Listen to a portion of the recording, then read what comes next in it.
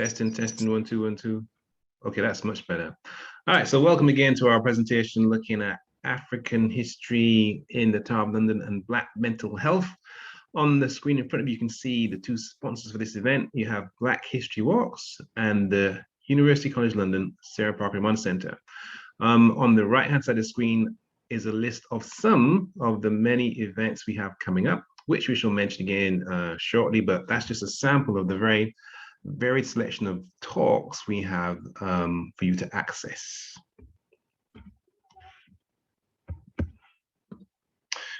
What is the Sarah Parker Remond Centre? Well, they're based at U.C.L, which is a university in central London, not far from Goodge Street, Tottenham Court Road. And as it says there, it was established in 2019 in response to student-led demands for the transformation of the curriculum and a reparative reckoning with the powerful but often unacknowledged colonial and imperial histories of our university, our city, and our nation. So the Sarah Parker Remond Centre comes out of student-led discussions, demands, protests for change in the curriculum and also in the staff as well. So it's come about within the last couple of years or so, and it's there to look at issues of race and racialization.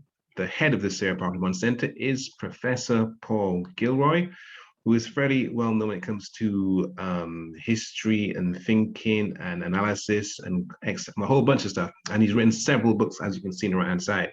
So he's the head, and within the group, there are a number of academics and people working on the issues of race and racialization.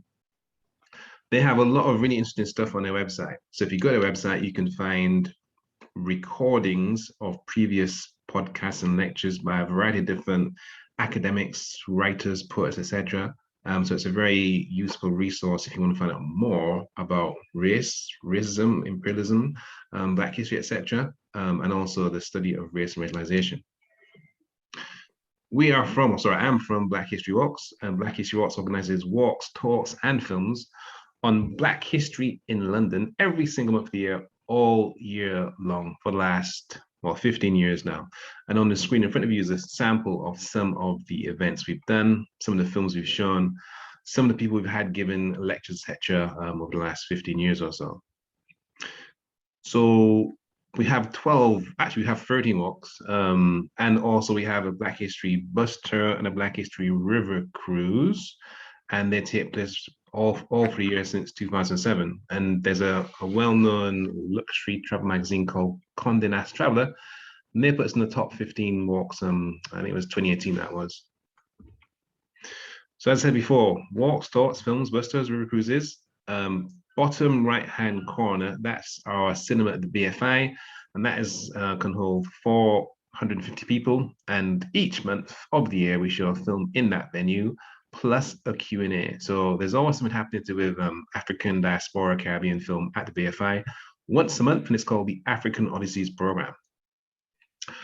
I should also mention the book, the GCSE textbook, which was literally based on our Notting Hill walk. So Pearson, which is a huge educational group, have worked with us, and we've adapted our Notting Hill Black History Walk into a GCSE textbook. So from now on, children at school can study Black history at GCSE level, and it's based on Black British civil rights, Claudia Jones, migration, the Windrush, and a number of issues to do with Black people living in Britain from 1948 to 1971, I think it was.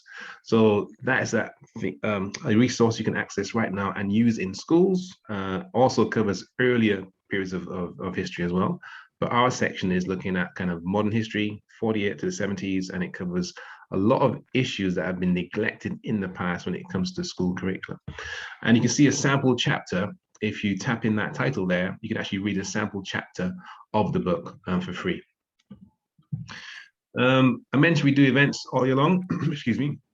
These are some of our coming events. The one at the top there, Beyond the Black Panthers with Dr. Beverly Bryan, that has 900 people, 900 people signed up so far.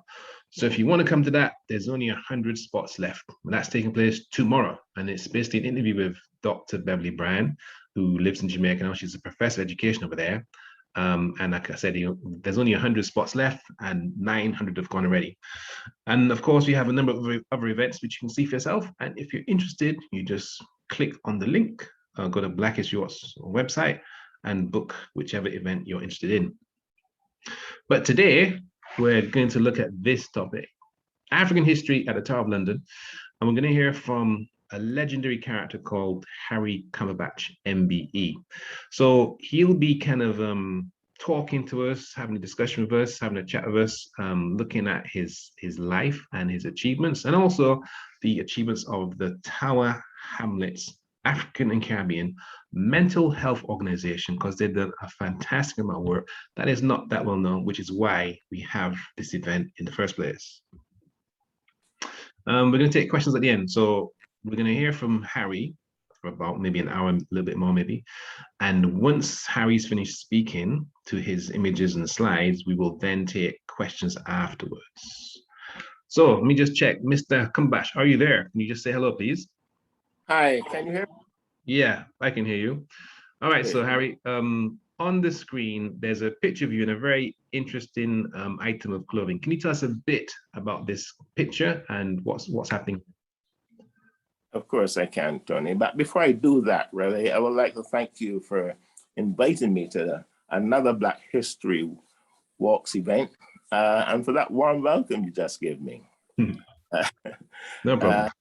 Yeah, brothers and sisters, ladies and gentlemen, good evening and welcome. Let us open by connecting with each other with a very short pause. As African people, we always give thanks to the Creator for life. And I also call on the ancestors to be with us during this evening presentation. So, the ancestors, well, here I am wearing a Kuba hunter jacket, and that's from the Congo region.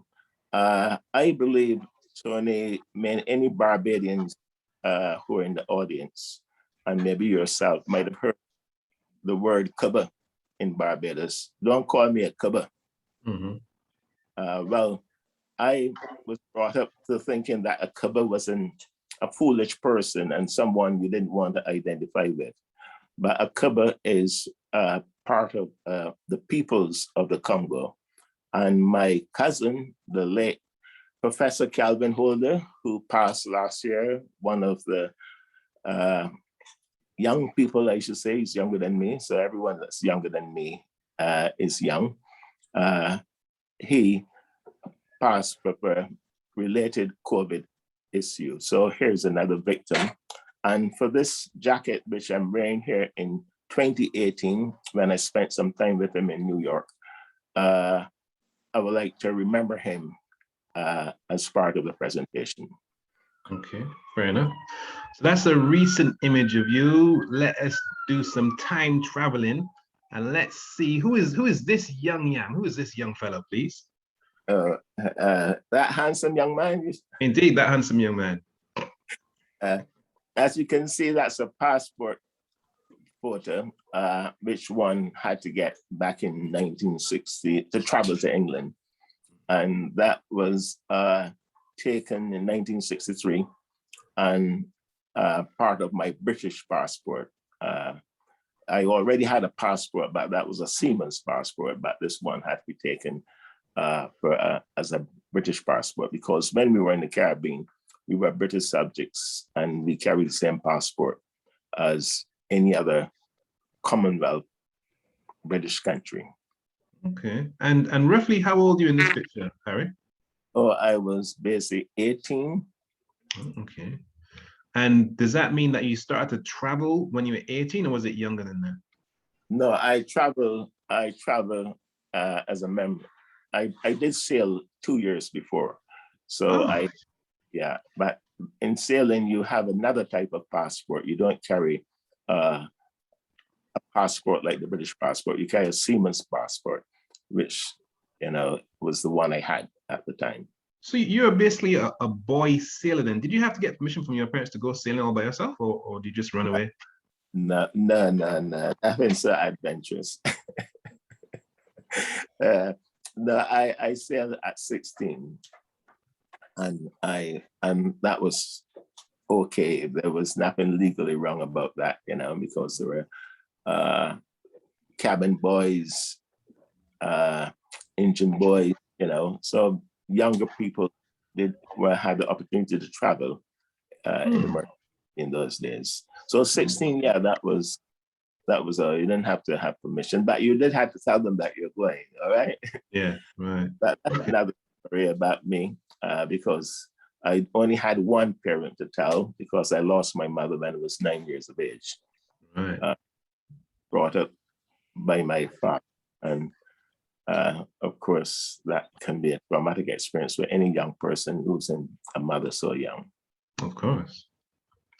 And here's, well, you can tell us, where is this location and what's it got to do with you? Oh, well, first of all, that the top is basically both pictures of Barbados. One is Bridgetown, looking down Broad Street.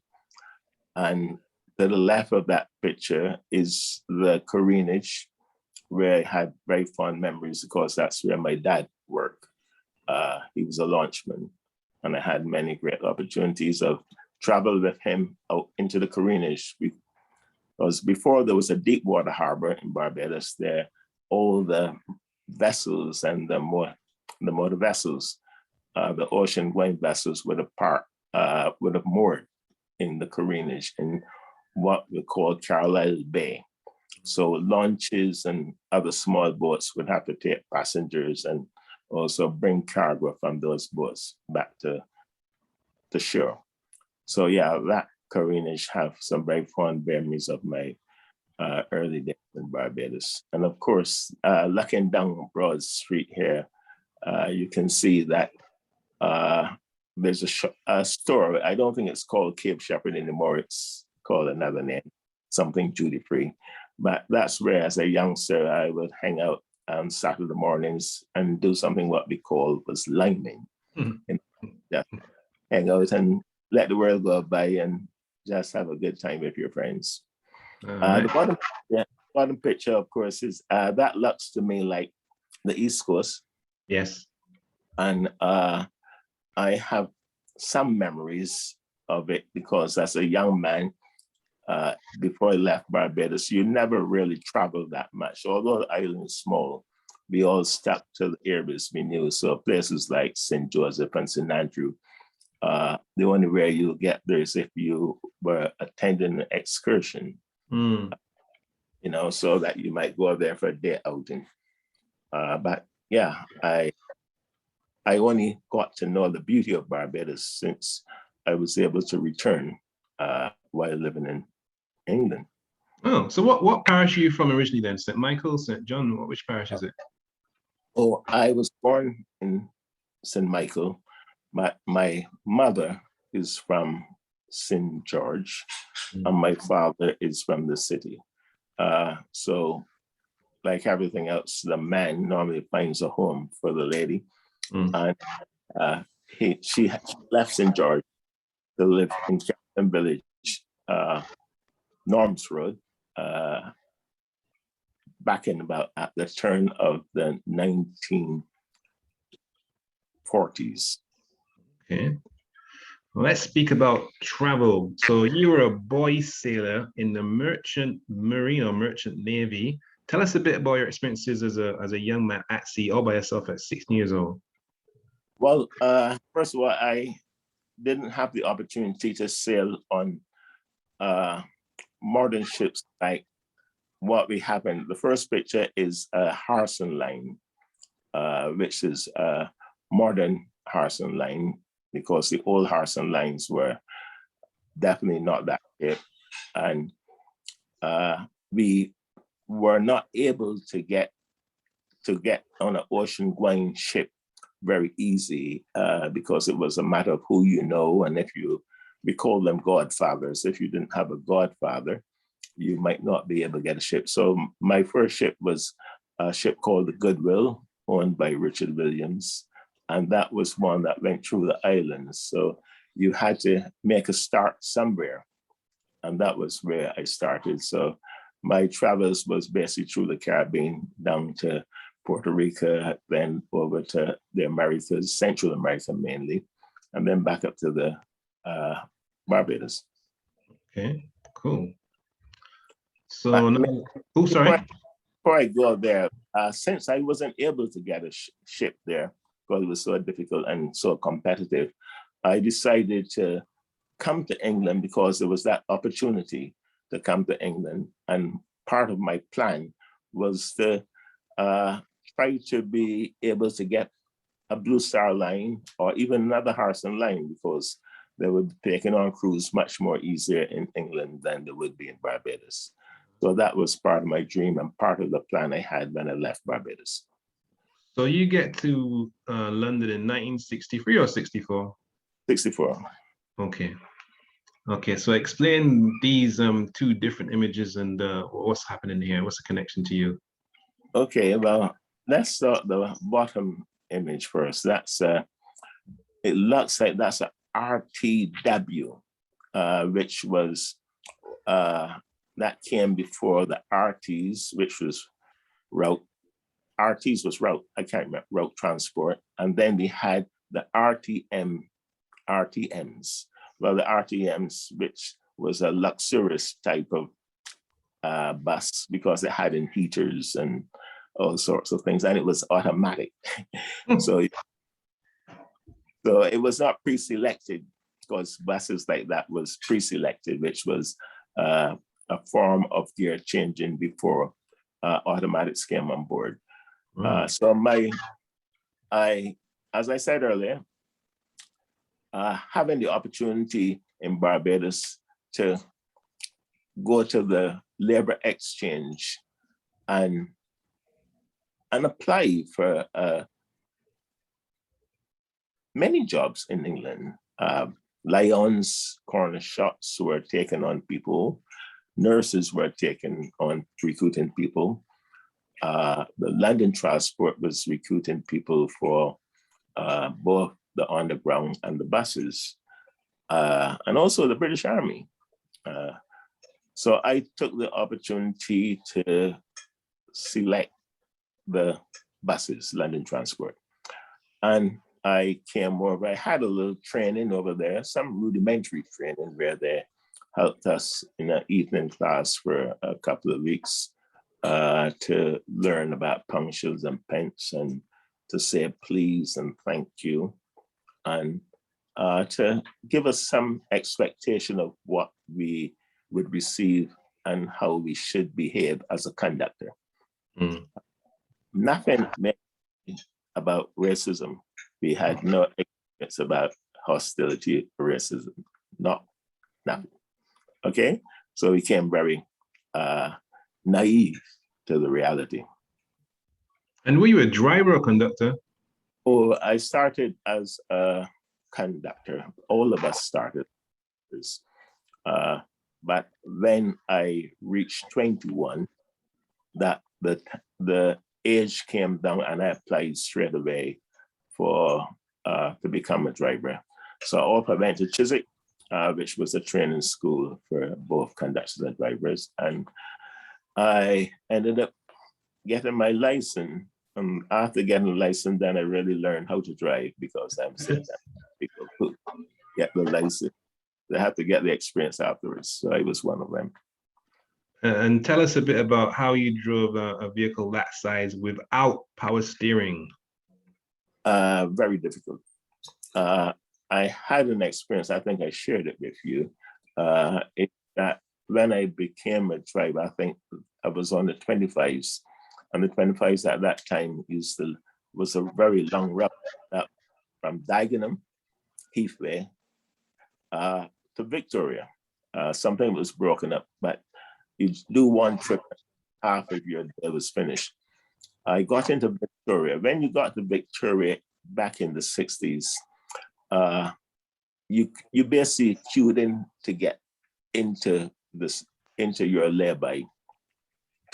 And time you get a cup of tea, because if it's cold, that's all you can do, get a little cup of tea, and you pour it in your saucer so that at least it would cool quicker, and off you go. And my first experience coming out of Victoria Station, because I took down the bus, you know, had a few people in, but it was okay getting in. And then coming out, I couldn't turn that wheel because we had like something like an S-bend to come out of Victoria. And I had to stand up and pull that wheel to get around. And I'll say I wasn't as strong as that strong, I believe, but it was very, very difficult. So you have to be thankful really for automatic steerings now, and that's really progress for people who does driving. I got a question for you though, Harry, because I'm thinking this is 1960s, you're driving a big double-decker bus, you're traveling for like 3-4 hours. What happens? You're driving the bus, you want to go to the toilet. What happens then? Funny enough, as a young man, I wouldn't have had any prostate problems or anything like that. So I think I could have hold it. But we had, it wasn't that far that we couldn't get to lay-by where buses park.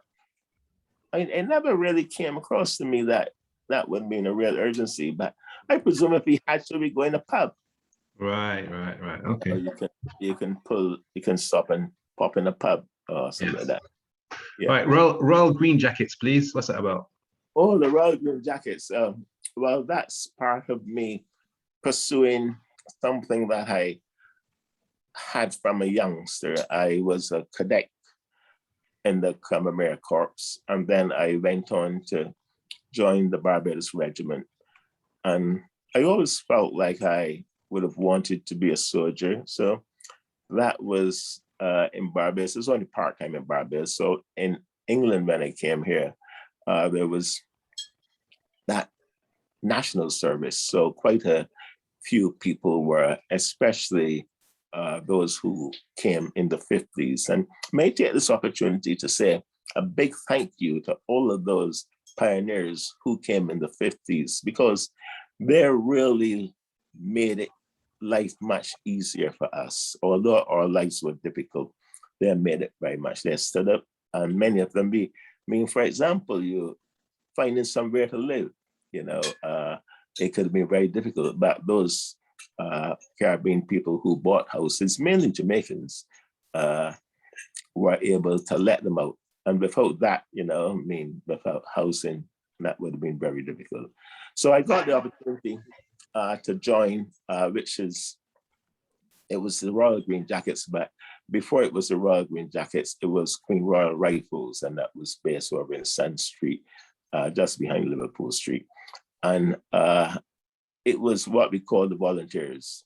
And from there, we moved to become the 4th Battalion of the Royal Green Jackets, which was then the part-time soldiers for the Green Jackets.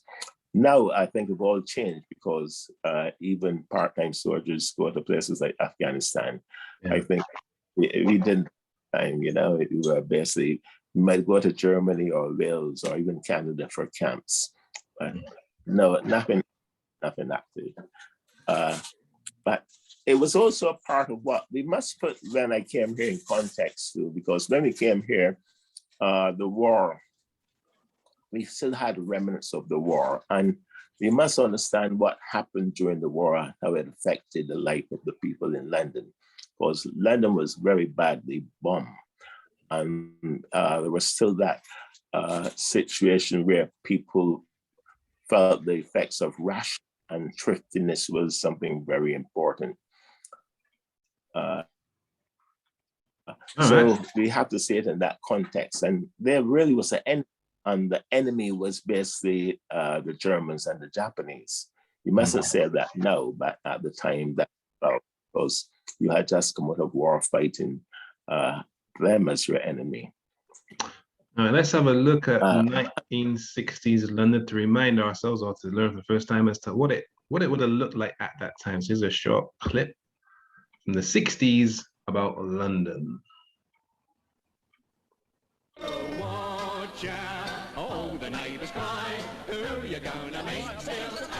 This is London. Napoleon said that Britain was a nation of shopkeepers, and right or wrong, London is a market. Painting the roses, smell them. Not every piece goes. Half a dozen.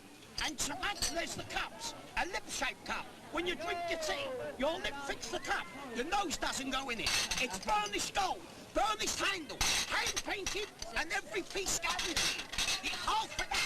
You can do as you like with those. You can throw those at the old man, and they'll bounce back to the dresser. London is a market, and here in Trafalgar Square, London is selling history.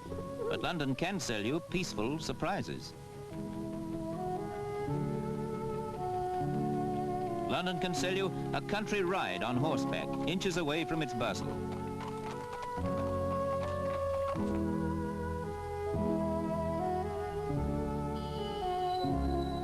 London can sell you a sense of idyllic remoteness right at the heart of things. And in fact, slap on one of those bus routes that take you back to the towers and spires and the sounds you recognize.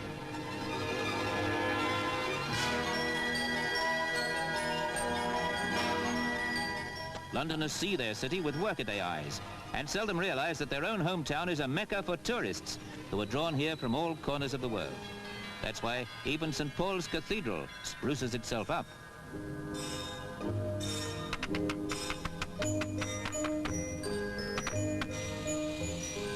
Oranges and lemons say the bells of St. Clement. I hope you find farthing, say the bells of St. Martin's. Well, will you ladies? London's not just a market today, it's a supermarket. And even its most venerable buildings with a wash and brush up are acquiring something of a snazzy new look to keep up with all the new commodities on show.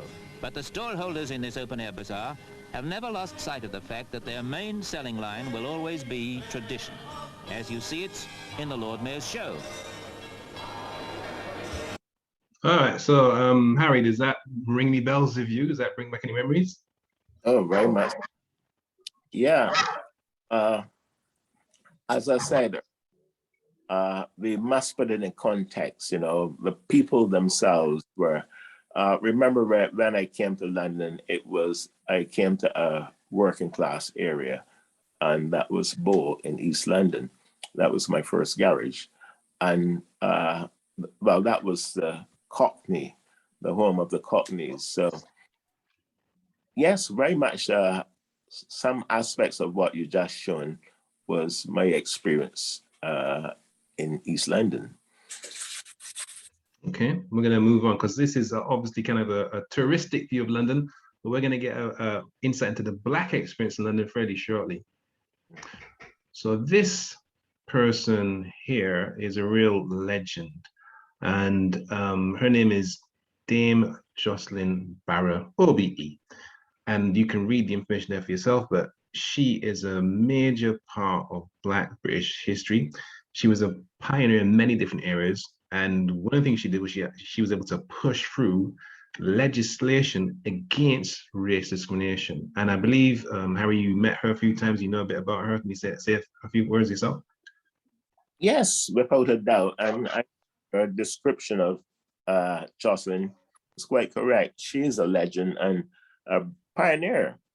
She came to Newham on a couple of occasions in the 70s, just to help us through navigate some of the civil rights needs that we wanted over here. And she helped us organize, and she shared her experience because she was very much into education, and she would have spoke about the Rampton Report and the Swan Report, which I think she was on one of them. And among other things, she was helped us to fight campaigns against the discrimination and the unequal treatment and the low expectations that was happening in schools. But one of the things that stick out for Jocelyn is she also fought against Section 11, you know, the abuse of Section 11 money, which many sometimes people thought they were working under a job doing a job, being part of the school team, and never recognized that their job was allocated from Section 11 money, which was to help immigrant people settle, and that was not used in the way it was directed. And just about Jocelyn, since we spoke earlier, I went and pulled up a book that Jocelyn co-edited called The Unequal Struggle, which I would suggest if you really want to see her early work and some of the challenges that we had in the 60s, you can have a look at that book. And it was part of what was called the West Indian Sociological Studies. And there's Ashton Gibson. He was someone who I felt was another great pioneer. And he was one of the early social workers. And he contributed very much by writing manuals for white social workers and Black social workers, but there weren't much Black social workers at the time, but helping families who had fostered or adopted Black children to learn to plait their hair and use cream on their skins and other things that Black people were accustomed to doing for their children, which white people didn't know, so they couldn't do it. And he really, he should be remembered to Ashton Gibson, and maybe at some point along the way you might feature some of his work. Yeah, we can do that. And in fact, we're going to feature some of Dame Jocelyn's work, right? So this is a little clip to illustrate part of Dame Jocelyn's work and legacy, but also conditions for Black people when it came to getting employment in Oxford Street, Regent Street, West End, Central London.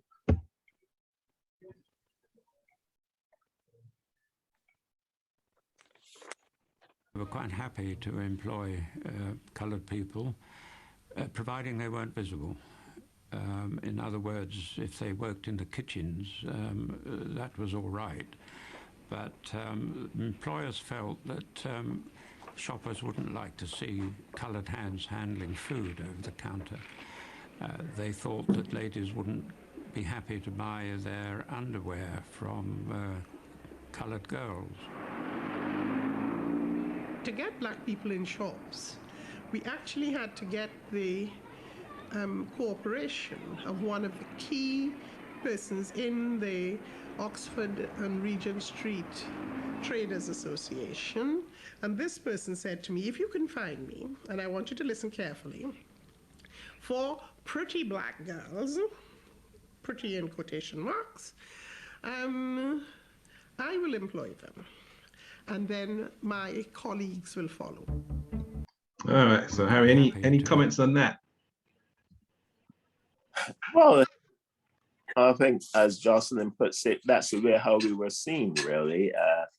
It was very similar to if you sell your house to a Black person, you will bring down the value. That was the mindset of white people, or English people, I should say, at that time. And that was encouraged, supported, and that was part of what they were brought up to believe. But outside of that clip, which is a very interesting one about Oxford Street, back up here in East London, I remember we had a factory called Yardley's, the one that makes perfumes. And that never employed any Black workers. Black women, because Yardley's basically were mainly women making the perfume. And that was quite noticeable. And, you know, Black women never even did, they applied, they know, but they wouldn't get it. And that was one that we know about. I'm sure there are other factories and industries somewhere else in the country that might have had that sort of practice. Yeah, that was something experienced back in the 60s and early 70s. I must check out if Yardley's is still around or still exists. But the image on the screen is about mental health. So you have a lot of experience in mental health, which we'll get into detail shortly. But can you tell us, how did you first get involved in mental health? Okay, may just say Yardley still exists, but it's not a factory anymore. It's just the name of a building. The front of the building is still there, but yeah, that's still there in the sense that you can see where the factory was. Okay. Yes, mental health. Well, I first came into mental health when I was a youth worker. And that was by giving the opportunity for a mental health group, which catered for Black people and Asian people to use part of the service. At that time, I was in charge, or I used to say head of center of a youth club called the Forest Gate Youth Center. And at that time, I felt that we were reaching out to the community. So that was a great opportunity that involved me. I learned quite a bit there, and that helped me after I became surplus to requirements in 1991, 92, after they restructured the youth service, and I had to move on. And I moved on, saw the opportunity in Bo Tower Hamlets, where the mine were asking for volunteers. So I volunteered and started with a Black mental health group. And that was my introduction into what was my work with people with mental health from then to now. Okay. And if I say the name David Oluadah, does that ring any bells with you? Does that have any kind of resonance? Yes, yeah, that he was killed and there were inquiries over it and still seem not to have reached a proper or final outcome. Yeah, so there's a book by Kester, it's on the bottom of the left-hand side there, Kester Aspden, and it's about the racist harassment and eventual killing of David Oluadah by police officers in Leeds, I think it was, but yeah, I'm sure it was Leeds.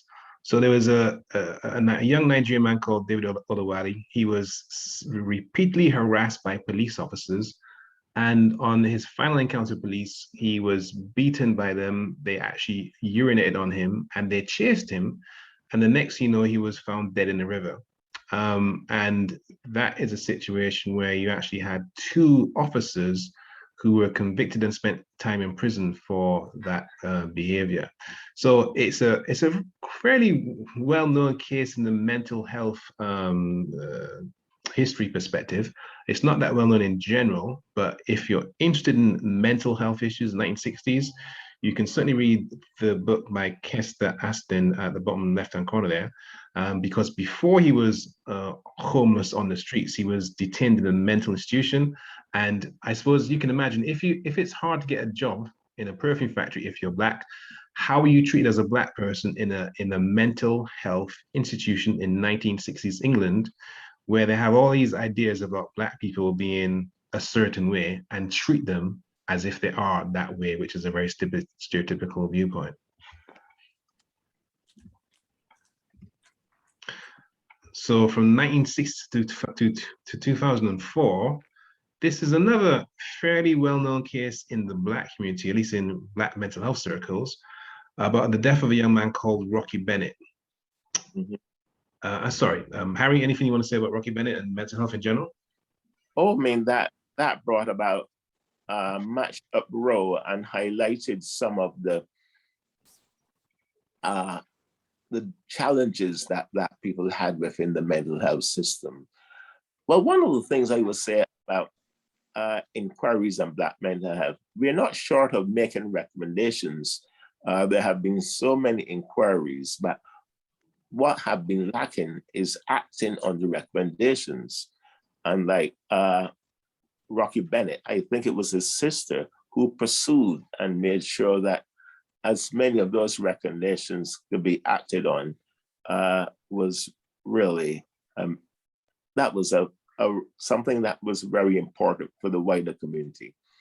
The Sainsbury report, there are so many reports that we've had looking at the issue around Black people, not only in custody, but the misrepresentation, the many challenges highlighting the racism that you're speaking about.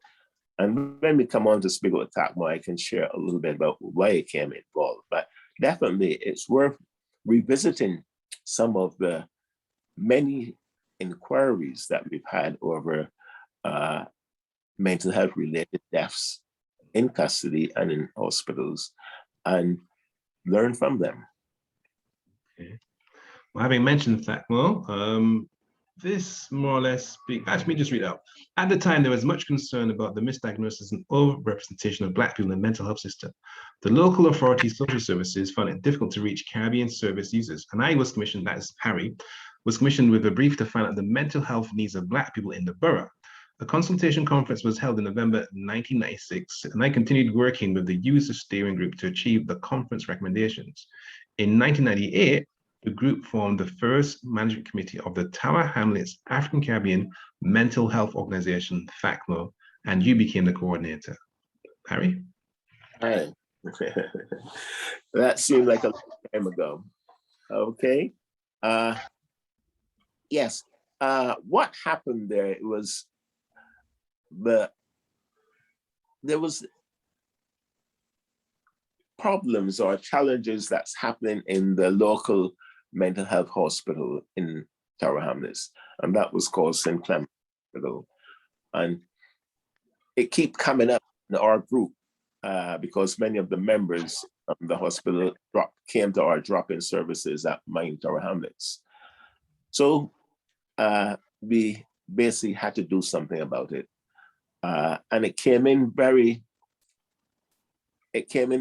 worked out very well in the sense that the government had decided to explore and make some changes under the Community Care Act. And as you might remember, or you might have heard, is that the term mental health and how people were treated in mental health have not been very positive. Why I say that is that mental health have been seen like a disease. And if you moving from England to how we were treated as a people with mental health, you have to just maybe turn back to 1868, where the dear Dr. Cartwright in America came up with a mental health disease for African people only called drapetomania. Presume you might have heard of drapetomania. And drapetomania was simply those enslaved Africans in America who attempted to run away from the plantation were basically mentally ill. And the term drapetomania came about. So in some sense, not just that too, the homosexual community was seen only up to the 1950s. There were seen that they had a mental health disorder too. So it's like the psychiatry at the time seemed to be able to stigmatize any group they wanted for their own purposes. Getting back to Tower Hamlets, we basically just got on with it, and we had a consultation, and out of that consultation really came out THACMHO. For me, one of the things about myself as a worker is that I like to pursue things to the end. So if the opportunity is there and it happens like recommendations come out of a conference, I make sure that the recommendations are fulfilled. And this is exactly with the THACMHO. So on the screen, you have your mission statement and your logo. Tell us a bit about the logo, please, Harry. Oh, the logo. Well, first of all, let me tell you why it's called THACMHO. The reason it is Tower Hamlets African Caribbean Mental Health Organization. That's what it is. But we wanted the name for it. And the way how the group worked, because my background in youth work was also into group work. What we did was that we had to all agree in a name. And I would say for about 3 to 4 years till we gave it up, all of us could not agree on a name. So we couldn't find a name for it. So we continue as THACMHO, Tower Hamlets African Caribbean Mental Health Organization. So getting to the logo, the logo, in the middle of that logo, you will see Tabono. And Tabono is Akan symbol, which means strength, confidence, and perseverance. And in front of that, to the forefront of it, you find the sandcoffer bird, which means go back and fetch. And out of that, you can see was what took us forward through those symbols to, for me, from up to my 10 years working with the group. Okay. Oh, I spoke about sandcoffer. Yeah, you said it already. Yeah, I already said about sandcoffer. Well, again, I spoke briefly about how mental health service really failed African and Caribbean people because the institutions really were not set up with other cultures in mind. In other words, they were all set with Victorian values. Some of the stuff that really affected us badly was how we were seen, and you might have heard about 136 of the Mental Health Act, which is where a police section where they could arrest you if you were behaving in a strange way in maybe the high street and take you to that. Well, those are things that hopefully have been changed, and they would have to now take you to a hospital. Okay, tell us a bit about the 1990 Community Care Act. Yeah, well, before the 1990 Community Care Act, I being able to have friends, especially nurses who were also in the field, they shared experiences of having women in the hospital back in the 60s, mainly white women.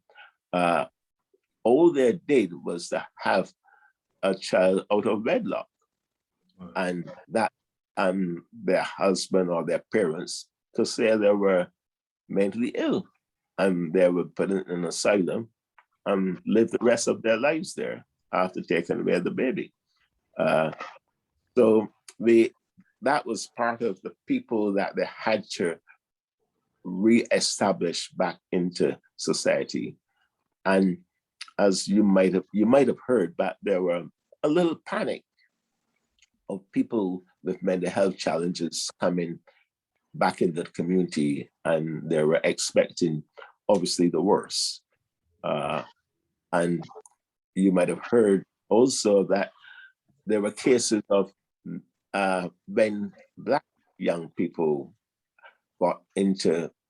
became in a crisis and possibly played up and maybe not taking their medication, might have attacked someone, and it might have even caused a fatality. And it was sensationalized. But no one also looked at the amount of people with mental health, especially in my area in East London, where the nearest close train station would be Mile End, next to St. Clement's Hospital, how almost every month there was some person just falling on the tracks or falling in front of a train. That never seemed to be sensationalized. So sometimes, we only look, the press only put forward one aspect of when someone is in crisis and shouting and needing help. So that the papers can sell. I think one of the kind of the landmarks of THACMHO was that you made sure to include service users in every level of decision making. I think that is what I've heard or what I know. Oh, I mean, it was a user-led service. I provide administration and offer that support, but all the decisions were made by the members themselves. And as I said earlier, even the name, we couldn't agree a name because all of us couldn't, if it wasn't unanimous, it wouldn't happen. And also another feature of the group was we were as fast and we moved forward as fast as its slowest member. We had some members, one member in particular who was illiterate, and he started to do some classes, literacy classes, and was getting on fine, but he was a little slower than the rest.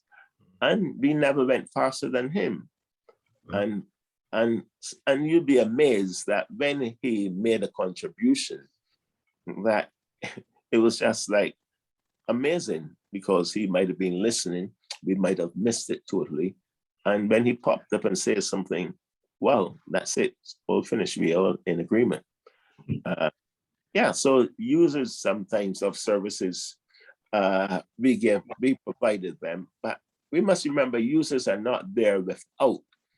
They come from somewhere, and they come from a community, and breaking down the stigma in the community was very important, because we know there are a lot of people in our community, if they see someone with mental health challenges, they're scared or they run away because they're afraid. So that was one of the things we tried to break down. On this slide, we highlighted the conference we had, because what have happened is from the government, from the previous slide, the government asked for consultations for various communities looking at the needs of their community. And in Tower Hamlets, they just didn't find anyone to take out that, because a white person come in and ask Black service users about their needs. They never really get the opportunity to hear the truth about how they feel. And not only that, sometimes it was, if you call a meeting, they just never turned up. So this is where I got the opportunity to be employed to find out their needs. And one of the ways to find out their needs was to have a consultation with them and the community to find out what's the needs, the mental health needs of African and Caribbean people in Tower Hamlets. And here you will see a picture on the left is Brother Mandaka addressing the conference. And we had guest speakers like Pauline Abbott Butler from Waltham Forest, and Malcolm Phillip, pioneer, who you might have heard of IPAMO in Brixton, where it was a mental health care center, Black mental health care center. But like most things, when you don't get enough funding, you basically lose it. And myself on the right. So that was a very successful conference. And one of the group who was in consultation, not one, I think there were 2 or 3 of them never attended a conference, but still they were able to organize a very successful one. And here's some of the recommendations, as you can see, in the hospitals, also care in the community, and long-term. And if I just quickly look at the long-term ones, we wanted a center in Tower Hamlets or in East London, similar to what was going on in IPAMO, so that we can help ourselves in the field of mental health. Care in the community, you can see from those, we wanted to see more advocates in the community, more help with reintegration back into the community, better training and information for the African Caribbean community about mental health issues, better community network as part of a care plan, and follow the recommendation of the Woodley Report. The Woodley Report was a report that was done by a QC, Woodley, Black QC, who investigated a murder of a patient at the center in Newham. And he came up with some amazing recommendations, which, like everything else, we felt that they should be put into action. And that is why we asked for care in the community that should be followed. But our local hospital, which was, as I said earlier, St. Clement's, there were some Rastas there, and basically their needs were met, especially their spiritual needs. So every other religious group had somewhere to pray, but not the Rastafarians. So we recommended, and that was something that came out of the conference. And also reducing the level of violence on the wards. you'll be surprised that sometimes it was felt by some of the members who were at the conference that they couldn't recognize the difference between staff and another patient because staff never wear uniforms, but they wore badges. And maybe you might not see the badge, and maybe they might be unwell or in a crisis, and they respond. So we recommended that all staff should have uniforms. Wow. More some of the stuff we take for granted now is because of your work, basically. Well, some of it, there is a combination of things. It wasn't just one particular thing, but I'm sure that within East London, I could say that we made that sort of contribution for change, especially because I can see here it says African Caribbean meals provided as part of the menu. Well, I have taken that for granted that if you go to a location, NHS, etc., you're gonna have some jerk chicken recipes or something like traditional. But obviously, what you're saying is that was not normal in the 90s. Oh no, I don't think it's normal now. and there's a little story. I was in the hospital and I answered one about the meals, and I said, "But you have don't you like Caribbean food?" You said, "Harry, I like Caribbean foods, but when I order my Caribbean food, when I eat it, I'm still hungry because the portions are so small." Right. And Caribbean food are pretty expensive. And I'm sure the caterers themselves might, they're in it for profit. So they can't that charitable. So when the servants come, they need a lot more English potatoes and whatnot to beef it up. And you have choices. So if you choose the Caribbean food, you might not be getting a large portion. So I think they had done away with it, but it could have come back. But yes. Okay. So let's speak about Una King and her involvement with THACMHO.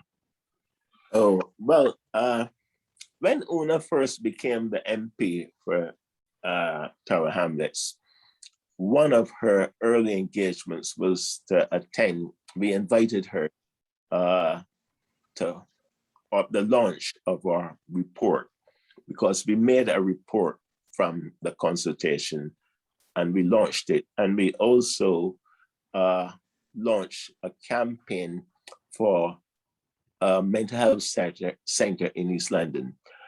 And she came, and it was, how should I put it? It was interesting in the sense that she shared so much about herself and her feelings and how she thinks about the subject that we were pleasantly surprised. And she did promise to continue working with us, and which she did, really. I don't know if you meant, but she even, if you look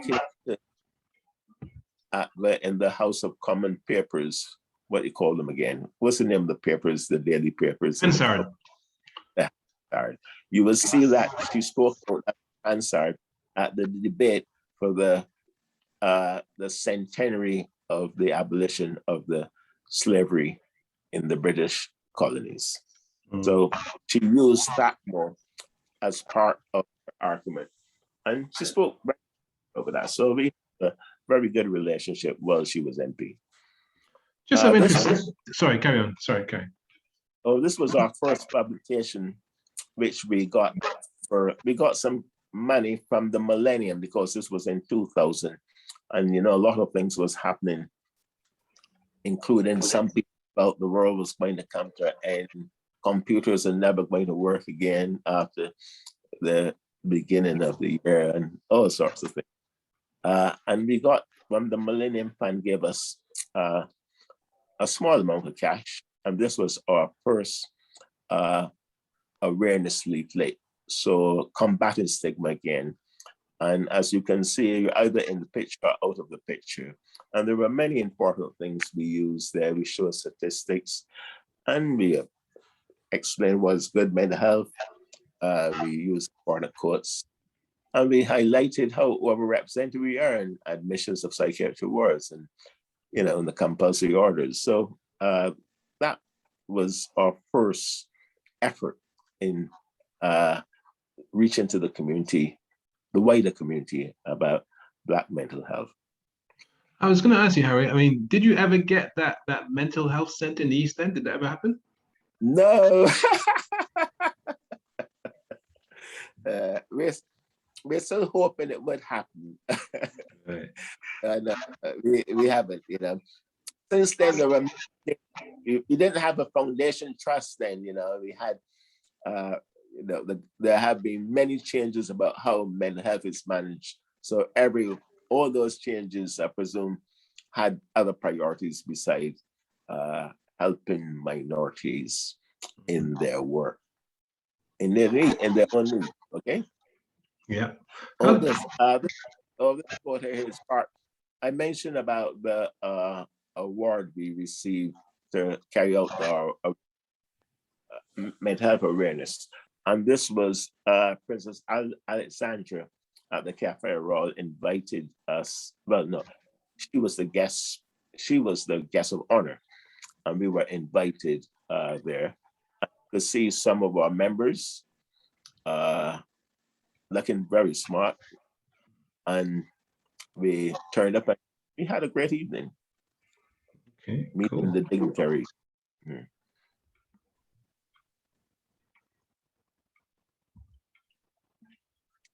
This. Okay, go back a little bit, please. Okay, now forward. Yeah, that one.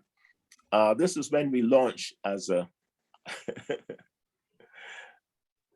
the slide before was when we launched as an organization.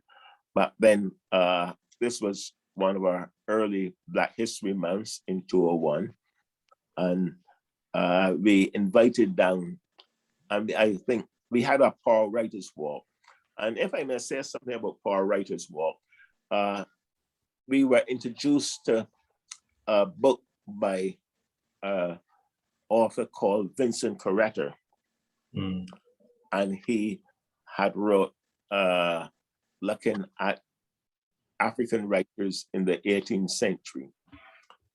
And that was introduced as a young man at the time called Fabian Thompson.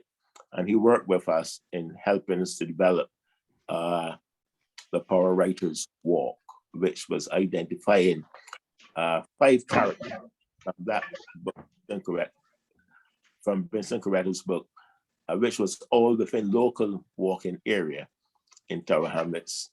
And that was the first one we held was for Black History Month in 2001. Wow. And we did, besides that, we also invited Dorothy Cure, who was a very well-known activist in Liverpool. And she came down and she really sort of helped us to understand a little bit more about what have really happened in the journey for us as African people in the UK. She also was, she was a trustee of the Liverpool Museum too, and she was important in getting the African Museum, the African Gallery in the Museum of Liverpool. Unfortunately, she passed.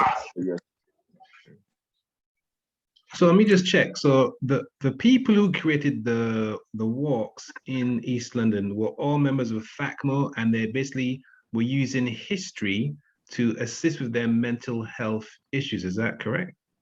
That's quite correct.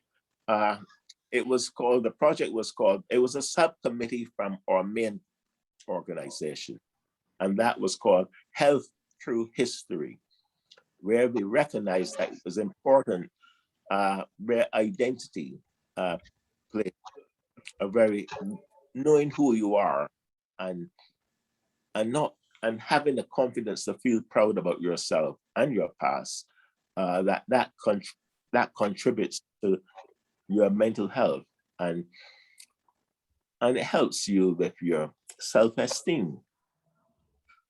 And that really, in my view, saved the NHS quite a lot of money, because many of our members never really went back, relapse for years sometimes. And normally some of them would be like that revolving door in and out of the hospital. So we did something well and good to keep them involved and feeling good about themselves. In other words, they gain confidence. But that can be also dangerous, because you can't challenge your consultant and say to your consultant, because this is a real case where it happened with one of our members. She told her consultant that she's writing a book. And he said, pull the other one. And she said, no, we're writing a book. And he basically said, he didn't believe her. So she was adamant that we write, because that's the truth. We started to write the book for our writers. And she recognized she had to back off, because he was thinking that she was becoming delusional. Oh my goodness. And, if she didn't back off, well, that means her medication might have gone up.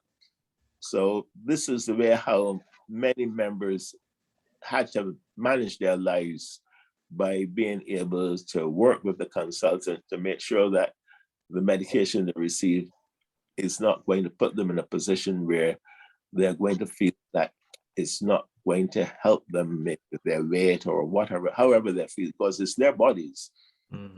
And so they're been very smart and able to help themselves. So just so we're 100% clear for me and the audience, there were people in THACMHO who had mental health issues, some of whom were detained or sectioned or at risk of being injected with drugs to control their behavior. They got involved with the Power Writers Project. They researched their history, and they, in effect, were able to relieve their mental health symptoms and take people on these walks and write a book. Is that correct? That's quite correct, because it's all about identity. Without a doubt, it's really about their confidence, and that's what happened.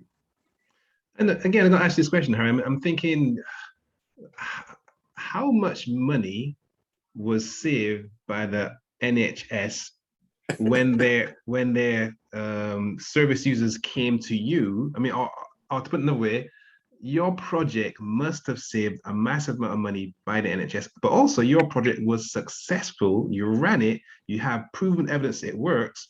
How come this project was not amplified and repeated across the entire nation? Well, first of all, Tower Hamlets is unique because it's part of the port, and most Black people relationship with the UK would be mainly first through the ports, because that's where they would have settled in the 18th century and even before. So that might not be the same all over, because many places in the UK, Black people don't even live.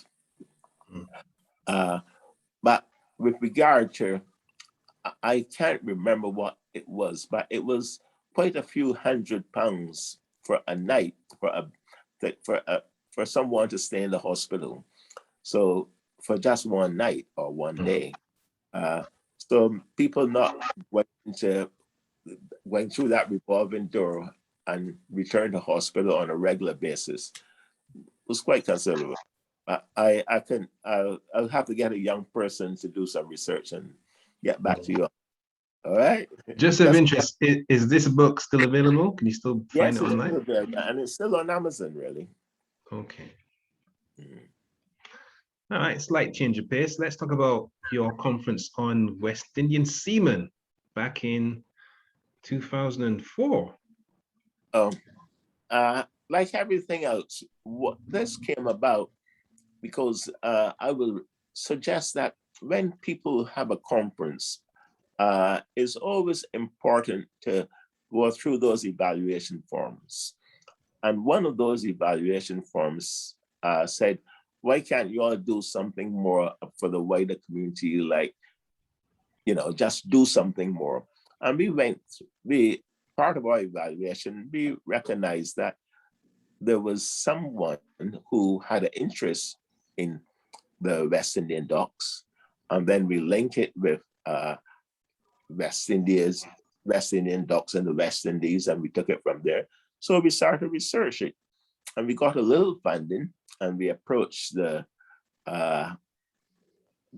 docks, the West Indian dock, the museum in Docklands, and they were very cooperative. They supported us, and out of that came this conference. It was amazing, the conference, because in those days, you had to pay to go to the museums. Yeah, that's right. I remember. Yeah. And this conference was a free one. And then they were overbooked, and the museum was never overbooked before. This was the first time they were overbooked. That's right. Yeah. And I think you were wrong there, Tony. Yeah. I was there. I went to it. And I'll say to you that museum came alive. It's a warehouse. The museum is part of a warehouse.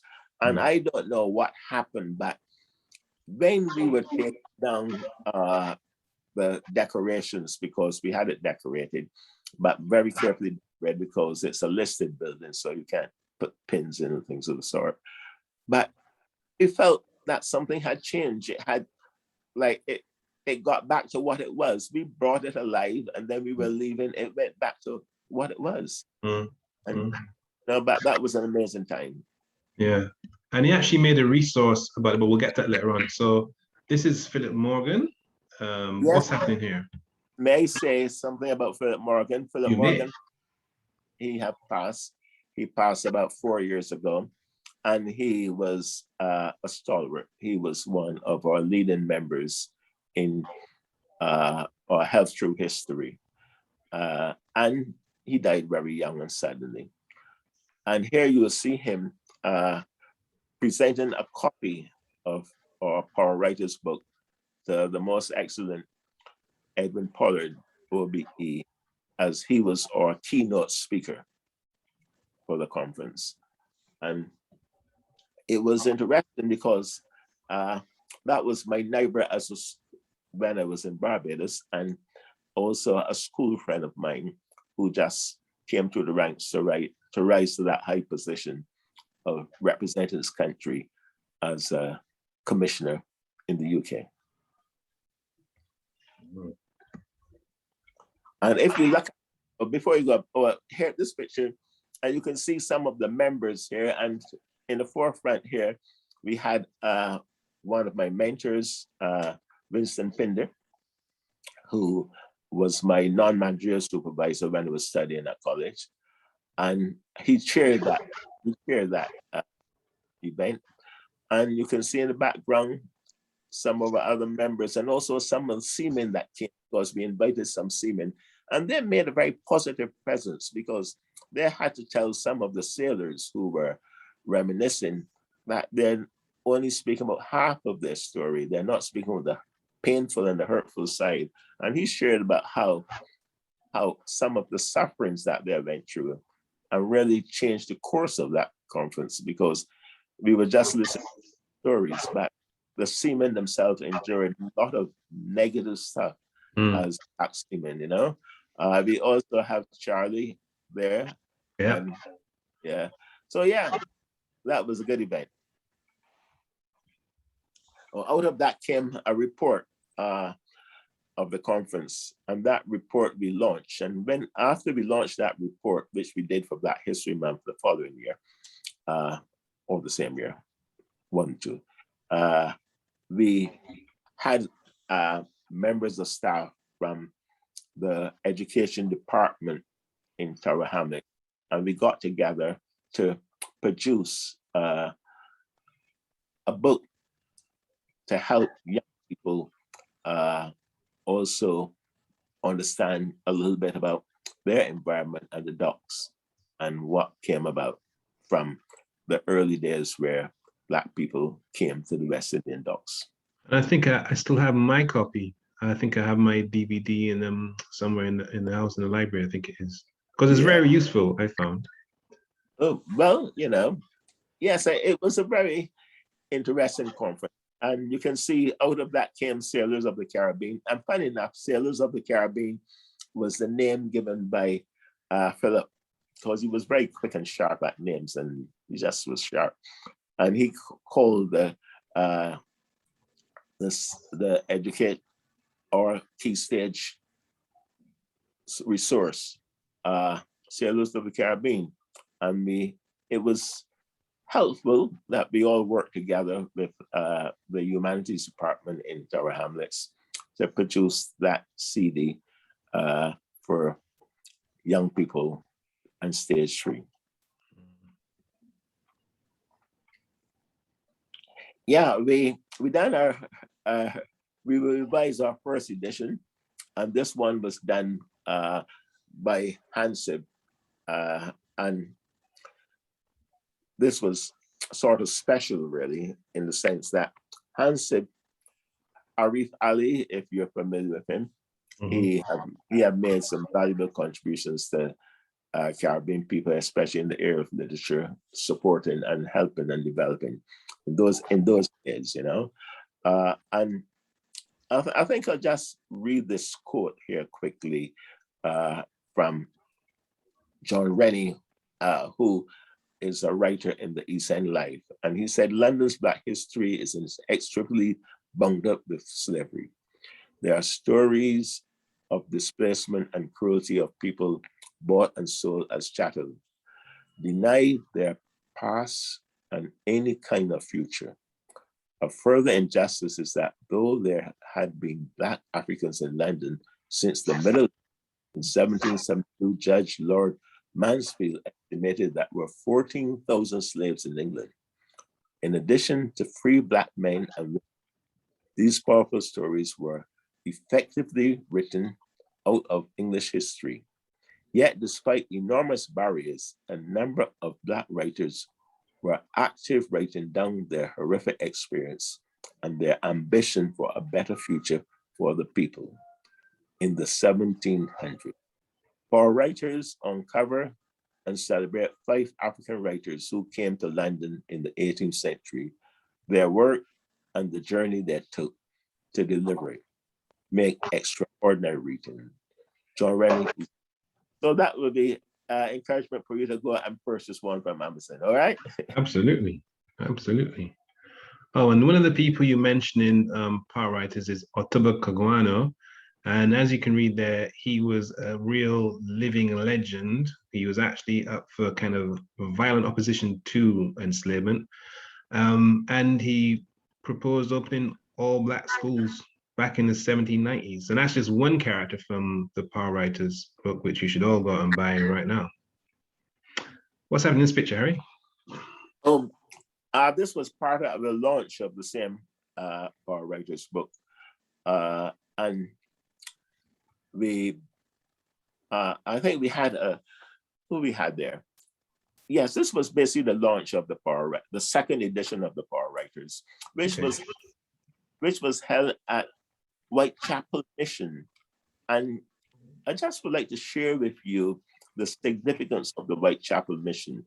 The Whitechapel Mission is a place where the White Raven Tavern was held. And the White Raven Tavern was basically the last place where you could have a rest before you enter into the city at Aldgate. Because as you notice, the city have many gates: Aldgate, Moorgate, Bishopsgate, all sorts of gates. But coming from Chelmsford and down the Roman road, that gate would be for whatever purpose or business you might be doing in the city. You wouldn't be able to get in if you until the morning. So the tavern, the White Raven Tavern, was hosting it. And the White Raven Tavern also held the position where the relief the Black poor was paid out, because you might have heard in some where Black people were destitute after many of them who came back from fighting the Civil War and were told that they were going to be given freedom and opportunities after the American Civil War, and they lost because they were fighting on both sides. The English had enslaved Africans, and the Americans had enslaved Africans. And the British, who had lost, they sent many slaves to Nova Scotia, and they again got hard treatment in Nova Scotia, and they petitioned to come to England, and hundreds of them came to England. And as you can see, that there were almost up to 14,000 in London at that time. And out of that there, it was very challenging. Now, you published another book using the collective knowledge and research of the THACMHO people. Tell us a bit about what we're looking at here, please. Mm-hmm. Well, this is very interesting because I was promoting power writers, and I attended a conference in Shoreditch, and I met a young man called Ian Coles, who said to me he would like a book, but he doesn't really have any cash. All he have is card. And I said, no problems. Take the book. You will have our address at the back. Send us a check whenever it's convenient for you. He did, but he also said that he works at the Tower as an education officer, and he'd be willing to work with us looking at whatever we can find, because he have found some stuff about Black people in the Tower. So we took the opportunity, and the Health Through History Committee, made up of Philip, Sidney Milling, who was our chair at the time, and Fabian Thompson. We all went off there, and we started a little project looking at the African. So we came up with this in 205, and or less. We came up with this in 205. And it really was looking at it was very brief, really, this one. Before you go back there, it looked at the baptisms of Black people in the Tower, because that was part of research, looking for any connections of Black people with the Tower. So we look at baptisms, and we found, quite about 10. And we also look at some of the cases that were involved in like the Thomas Digger, the Black servant of Thomas Digger, and some of the from the records from the London Gazette about a 16-year-old Black boy who spoke little English and had holes in his ears and silver collar around his neck, who had run away. So there were we took the opportunity of having just a small leaflet. It was just A4 leaflet back and front. And we had an open evening where we invited the public to launch it. I remember one person in particular who was there was S.I. Martin, and Steve Martin. He was very influential in us, the first two, because part of what we did as an organization, all of us went on one of his walks, and he took us a walk. We went on one of his walks in about 204. And that also gave us encouragement and motivated our members to get more involved in heritage. So thanks, Steve. So you had the leaflet came first, then you came with this book with a fantastic cover too, actually, by the way. Well, this was all done in-house. This was the cover. I still think it's absolutely amazing. This was done by Sidney Milling, who was our chair, and he also had mental health challenges, but I find it very powerful. Yeah, kids love it. Yeah, all his design. And in that, okay, you jump to the Jewel House. This is, again, as I said, about myself making the most of any opportunity. While we were researching for the book, I saw these soldiers here. This was at the time of I think the First or Second Iraq War. And many of the British soldiers who might have been on duty, because they do it in rotation where many regiments come and do the guards, might have been off fighting in Iraq. So their Jamaican soldiers did a tour of duty to England for ceremonial purposes, and they did the Buckingham Palace, Windsor, wherever change of guards take place in the royal palaces. So I saw this happen, and we didn't have cameras on our phones in those days. Sorry, carry on. I'm sorry. No. I went outside, and it's a big tourist attraction. And it cost, I think it cost me £6 or something. A lot of money to buy one of those throwaway phones, after you throw them away. Yeah. So I bought one and came back and took these photos. So I don't know where again you will see those photos.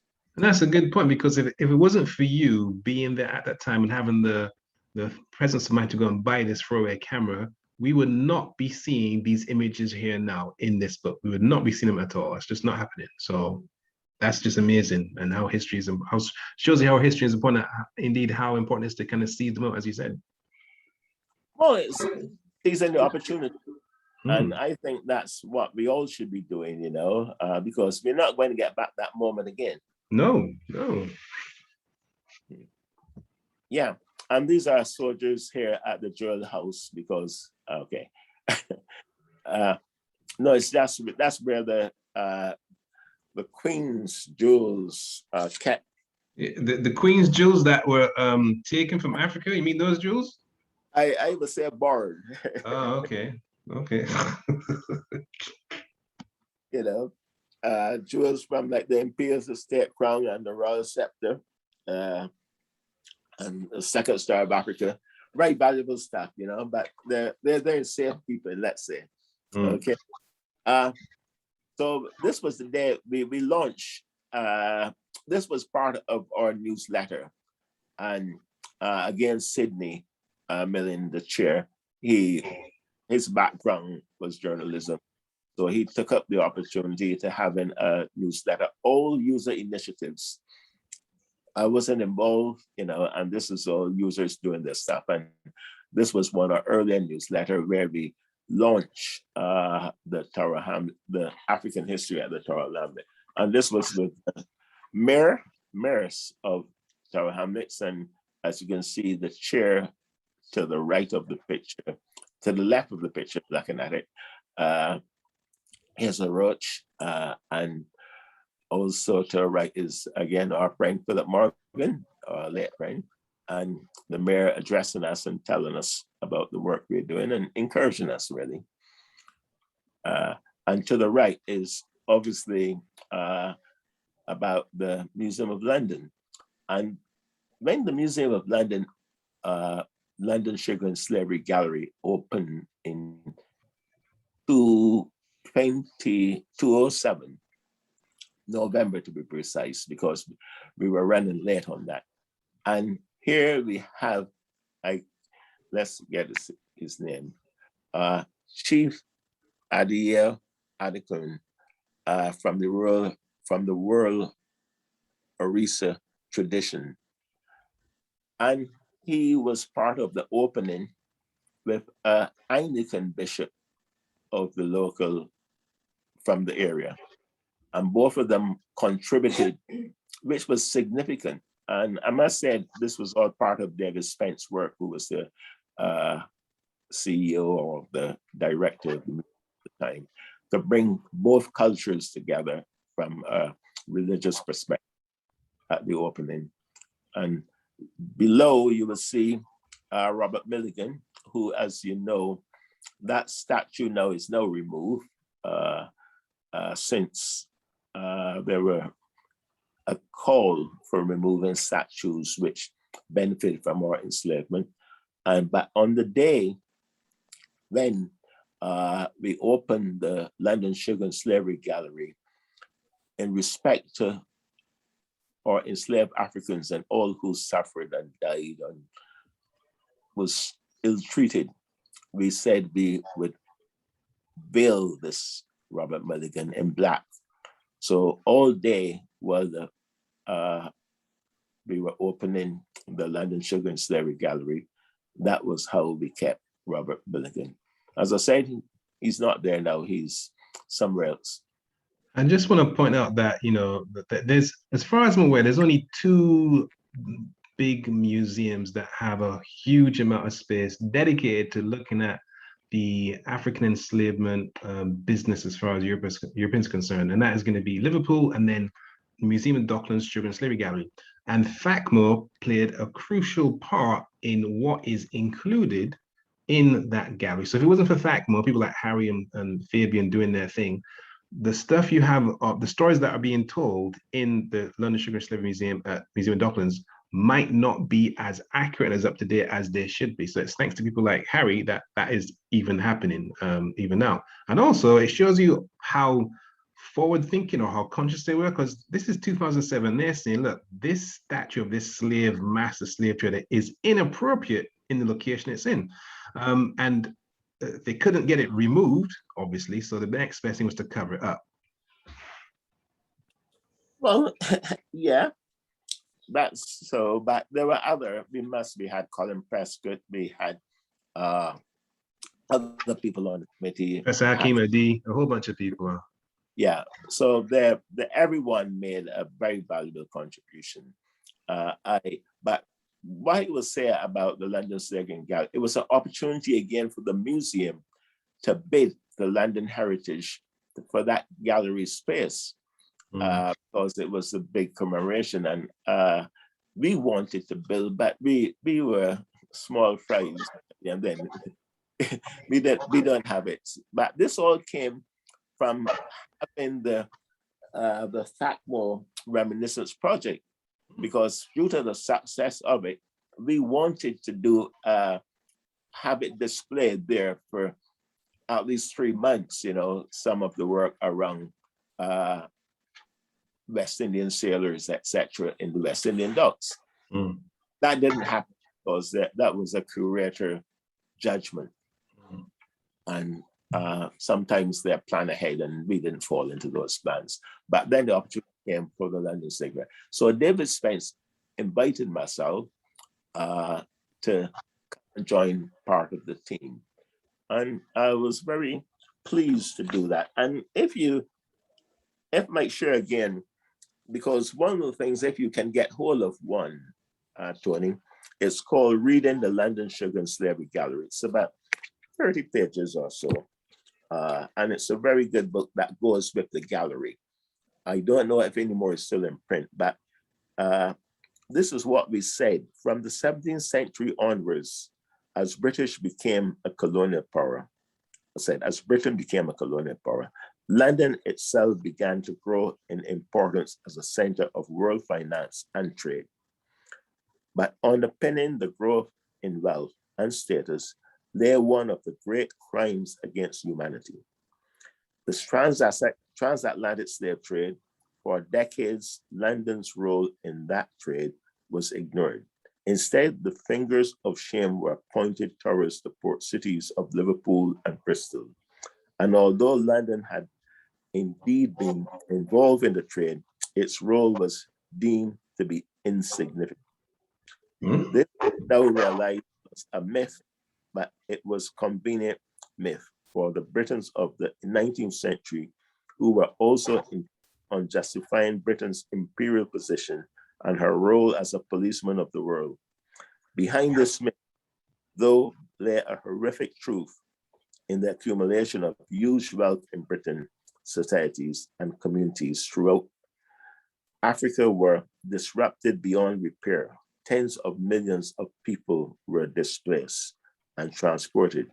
Millions were exploited, tortured, and killed. These events from the role of the 19th century have marked Britain's relationships with Africa and Africans from then to now. I think that is what was said on the reader. So you can have a look. But I also had a contribution to make in the reader. And it was very simple, my contribution. It said, I found it valuable to share grassroots knowledge and experience of the Caribbean and East London communities. However, my hope for the future is that the gallery includes an audit of what Africa lost and what Europe gained from the Atlantic slave trade.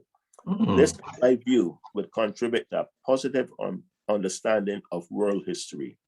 Being part of the London and Slavery Consultative Group has been a very rewarding experience and one which I would always treasure.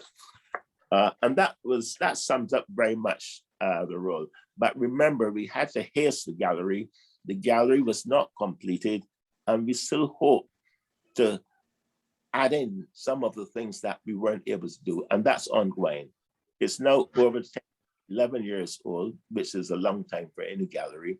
But as you know, the museum is moving towards, the London Museum is moving towards Liverpool Street. So myself and people like Arthur Torrington, we're still campaigning for a recognition and a more positive recognition and to include some of the things we wanted. For example, there's nothing around the museum where we have a heartbeat of a drum. And there is nothing there to give you that African feeling. And we would have to have a few changes to have it much more African related than it is at present. But again, we have to go with curator. Curators have to have the last word because it's... Yeah, well, I think they're a lot more flexible, shall we say, now after the events of 2020, because, well, actually, that's another long story. So let me move on before we get taken away. Together Group opposed to mental health bill, smoking ban causes concern. What's happening here, Harry? Well, no, this is part of the newsletter. And I see.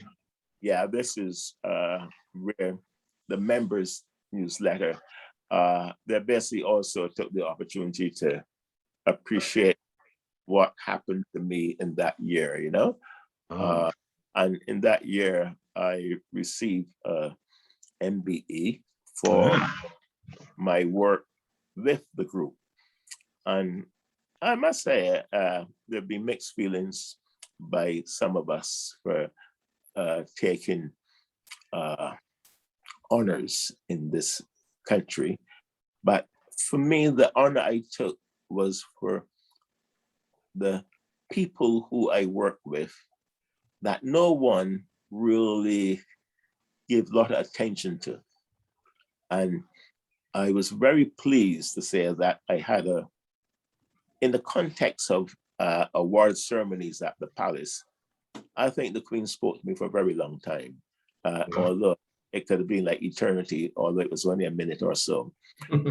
But she did tell me to convey to the members her best wishes and wish them all the best and success for the future. And I was very proud to convey to the members the Queen's message to them. And I think that was worthwhile, because if I didn't take it and I didn't do it, that would not have happened for them too. Okay. 10 years of delivery. A letter from Una King and the Reverend Dr. John Sentamo as well. Wow. Yeah. Well, both, as I said earlier, but I spoke about Una King, and she was very much involved in us and with us. And I'll just briefly read what she had to say for 10 days of delivery. The service you are providing at our Hamlets is a tremendous important one. It is a sad fact of our life in the city that there are many people in increasing needs of support and encouragement for mental health care. It is heartening that within our community, a body like yours can offer hope of development and improvement of care for the people they serve. User groups such as yours are a very positive way forward, and I wish you every blessing in the work you're doing. And with my prayers to you all, and that was from, I think he resigned now, but that was from the Bishop of York. Yeah, John Sentamo. Wow. Yeah, and I'll just quickly read what was said by Una in her to us for celebrating 10 years, decade of delivery. She said, I have been incredibly impressed by the work of THACMHO over the years, and I hope to continue working with this vibrant, warm, and effective organization in the future. It gave me pride to mention THACMHO's work in the House of Commons in a speech to Parliament, there can be few other organizations that are so committed to breaking down the barriers and stigma associated with mental health. Thank you, THACMHO, for the work you do, often on behalf of people whose voice has been lost in the system. Una King, former MP, Bethnal Green and Bow. And I think that sums up very nicely from some of the people or dignitaries we work with. It does. THACMHO. Well, we can't forget an organization called Social Action for Health. And I must mention the CEO of that organization, Elizabeth Bailey. She's the one who embraced us, who took us on board and give us space, give us a little office to work from. And we didn't have any money. And then she helped us with a little funding. And that had been a problem with some other organizations throughout my experience, that we have funding only lasts for a short while and we can't sustain it. So Social Action for Health is really one that I support, and I hope many more people support the work that they're doing in Tower Hamlets and Hackney, by the way. Moving on, this is just after we left, our work was still continued because although I was not, after I left in 2006, after 10 years, work, I still went back and do works like for Black History Month because THACMHO was still continuing. So I made my contribution whenever I could. So here was one of a 2015 event that we took part for Black History Month. Another one in 2013. And here's another one. This is the one we want to talk about. Yeah, oh good. As I said, Phillip Morgan was a stalwart, you know, one who I like where once he was here, you know, I mean, you would know he's here, you know, and he would warm a place. Very intelligent and very passionate about good things, you know. And we honored him after he died, a year after he died. We honored him in 2017 or 18. And it was an event which we worked in collaboration with the archives, the Tower Hamlets archives, because they were very supportive to us. Maybe I can share with you how the book came about, because you might want to know how we got that funding. But we got that funding, I think it was £3,000 in those days, because Tower Hamlets had just produced a book called 1,000 Years of the Hamlets. And in it, the first recognition of Black people was in the 1920s and 30s, when Somalian sailors and Ethiopian and African sailors were coming to Tower Hamlets. When we saw that, our health, we went, nah, that can't be right. So we went to the Tower Hamlets archives and let them know that, you know, this is a misrepresentation. And the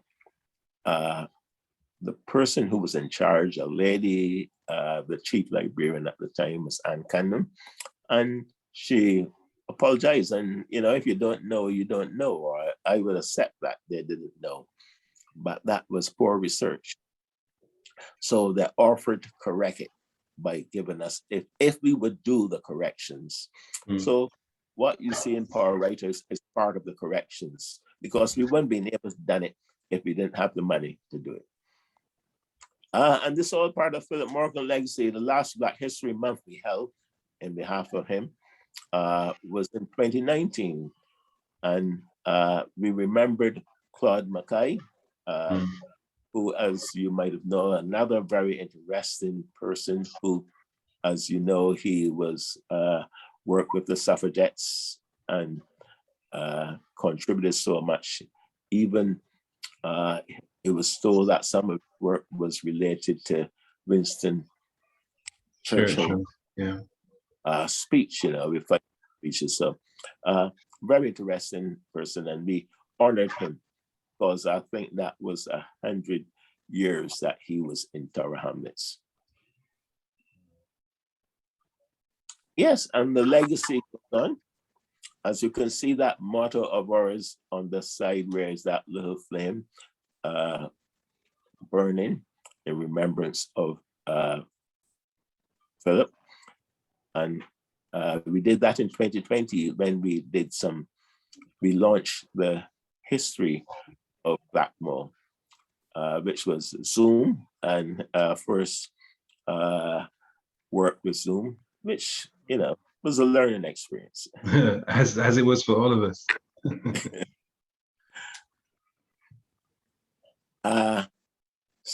The takeaway message, really. I would say that before we look at this takeaway message, you know what I mean, I came to this country 57 years ago, and it was only for 5 years. And that 5 years have just been extended. So I was hoping to get quite a fortune and a lot of money, and and go back on the rock, as we call Barbados, and possibly maybe open a ram shop and cool out. Wow. Yeah. It didn't work out, right? It didn't work out. At all. You know? No rum shops in Tower Hamlets. But something better happened, really. I was able to meet my wife. Oh, of course. Yes, fantastic. I have a family of 2 daughters here. I have a daughter in America. And, you know, I mean, I don't know how you can judge that, you know what I mean? That's irreplaceable. So I'm so thankful for that. So I'm not, it's still home Barbados, and I'm still looking forward to return, although return is stretching out a bit. Yeah, and but yeah, I'm looking forward to going back. So yes, that takeaway message. Could you go back to the takeaway message? The takeaway message says quite clearly: start by doing what's necessary, then do what's possible, and suddenly you're doing the impossible. That's Francis of Assisi. And remember that we have a lot of work to do if we want to make the changes that we speak about for a better world. Okay? You Fantastic. Other information about on the question and answer you want me, you can contact me at the lab. And there's also stuff that I've been doing around Tony Cheeseman Foundation, which is something that maybe I might touch in the question and answers. And this is all dedicated to THACMHO members who have passed. And we have quite a few of our members who have passed over the last few years. Okay? Okay. So now we're going to take a few questions and answer them. If you have a question, you can type it into the chat box, and we will, or not we, well, Harry will endeavor to answer it to the best visibility. So if you have a question, all you got to do is just type it into the chat box, the chat function there at the bottom of your screen, and we will have a go at answering your questions in the next 10 minutes or so. And actually, while we're waiting for some questions to come in, Harry, what is the Tony Cheeseman Foundation? Oh, the Tony Cheeseman Foundation is an organization we put together after the death of an activist we had in Newham in the 70s and 80s before he returned back to the Caribbean.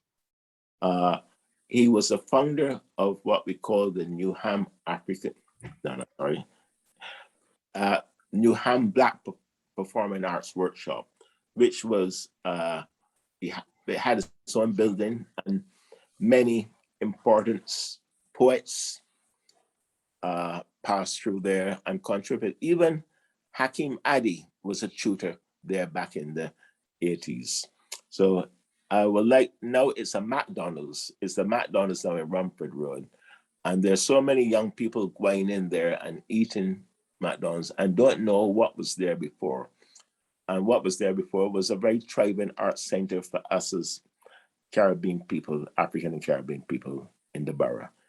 And I would love to feel that in the future, it can be remembered and recognized, working with McDonald's, to have some sort of plaque there that could remind people of the arts and the work that was done there in the 80s and 70s.